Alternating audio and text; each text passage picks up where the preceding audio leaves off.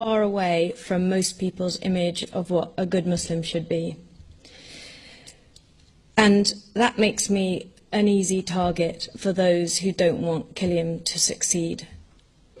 But it's exactly those reasons that Ed convinced me that he wanted me to speak. I studied Islam when I converted. Later I did actually the same master's degree as Ed at SOAS, majoring in modern trends in Islam. I have a huge respect for Islam, and most importantly, I'm bringing up my 2 children as practicing Muslims here in Britain.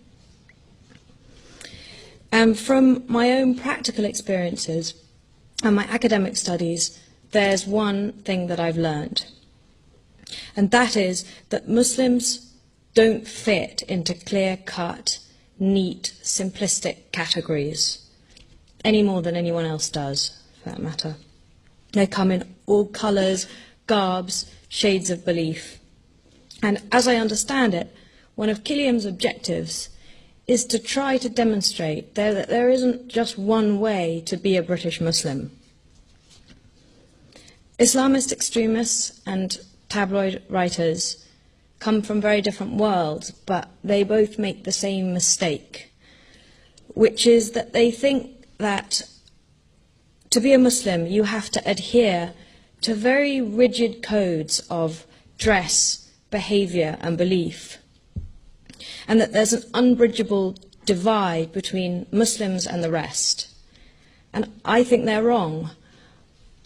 Most British Muslims may not be like me, but they're not ghettoised aliens, and they're certainly not the loudmouth cartoon reactionaries that all too often we see on our TV screens.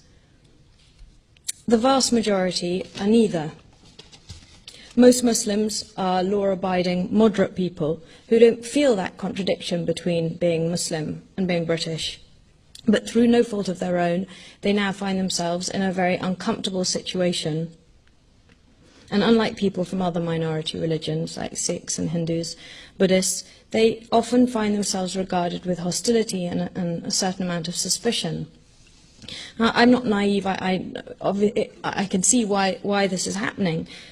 Yes, there's a growing tide of Islamophobia, and I think that has become, to some extent, an acceptable face of racism.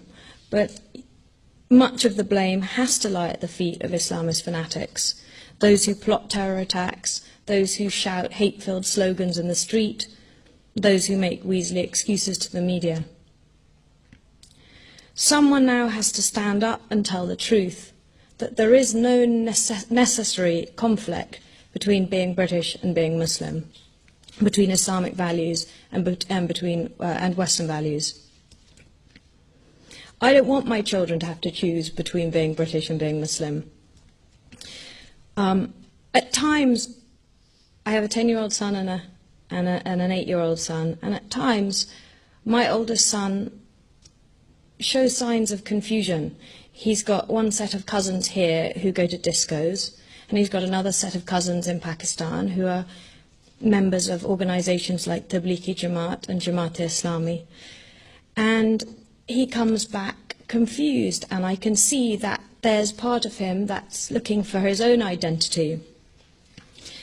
And I can even see now how a culturally conflicted teenager might find that political ideology which is subversive and macho and exclusive and certain very attractive, and specifically because it gives a very particular identity to a child that's searching for that, trying to find his way. And as Sheikh Abdul Aziz al-Bukhari said, it's easy to be misled, and it's something that I worry about. I worry all the time about it. Someone has to give mainstream moderate Muslims in this country a voice, and I believe that Qilium is that organisation.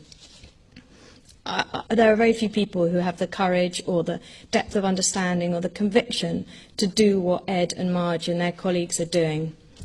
And so I believe it's vital that British Muslims and their friends give them as much support as possible. If change is to happen, then it really has to happen from within the Muslim community. I'm sure some of you have read about the verbal attacks and the threats from Killiam's detractors over the weekend.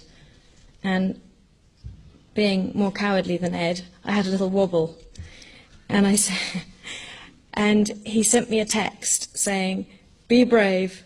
If there was no response from the dark side, then we would be failing." And that's what Killiam is about for me. It's about challenging that dark side. I really hope they succeed, and I just wanted to come and wish them luck.